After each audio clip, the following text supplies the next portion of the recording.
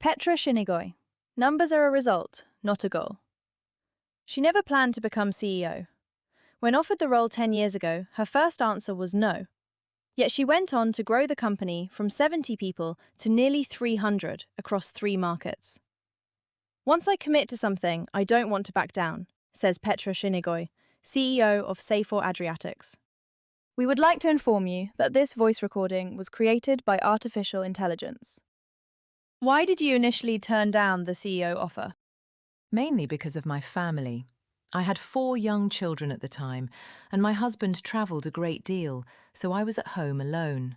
But that wasn't the only reason. During my career, I'd worked in various parts of the business, then still trading as SEOP.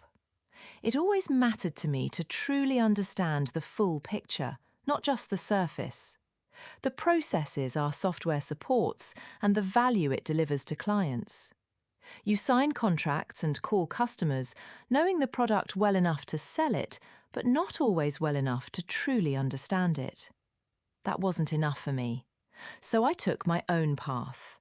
I became an accountant in my husband's company and ran it using our own software. So when the offer came, my hesitation wasn't about the role itself. It came from feeling I lacked the broader business picture I'd had no reason to develop until then. What finally convinced you? My mother-in-law, Petra Šinigoj, who built and led the business for over 30 years, called me in and said she'd already written to Martin Ziegler and recommended my name. Martin came and we met without me being prepared at all. I didn't know what to expect. But after our meeting, I felt saying no would mean stepping back, and that's not my style. When I commit to something, I want to see it through and find out where it leads. I'd spent my whole career in the company, always learning. Becoming CEO felt like a natural next step, at a different level. How were your early days in the role? They were definitely harder than I'd expected. I lost someone I'd relied on as my right hand. He'd originally assumed he'd become CEO himself. When he left, he took several people with him. I had to rebuild the team from scratch. Looking back, though, it was one of the most important periods, forcing me to really think about what kind of team we needed. Did that change the way you lead? I quickly understood one person alone can't achieve anything. Growth depends on everyone. So once I had a solid leadership team in place, one of our first priorities was building a strong middle management layer. The company's backbone should be people who truly understand their teams, know where time is being lost, and can connect strategy with day-to-day work. With the right people leading teams, the atmosphere improves, results follow, and the whole company moves forward. You say EBITDA is an outcome, not a goal. Yet early on, you watched the numbers very closely. Yes. Before the end of every month, I'd go to the sales team and ask where we stood, whether we'd hit the plan. Then we started dealing with so many things at once that I simply stopped. I knew it would work out. With the right people, addressing problems instead of sweeping them under the carpet, results take care of themselves.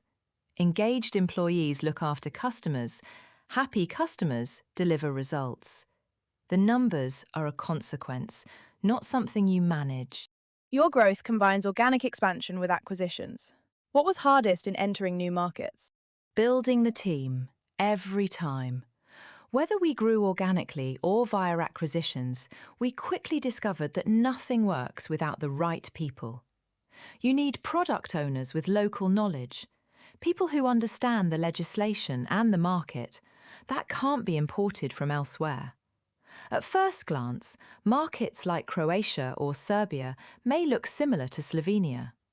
In reality, the differences lie in details shaped by local legislation, which greatly affects how solutions must be adapted and delivered. Last year, our whole region was shaped by legislative changes, and we spent most of it adapting.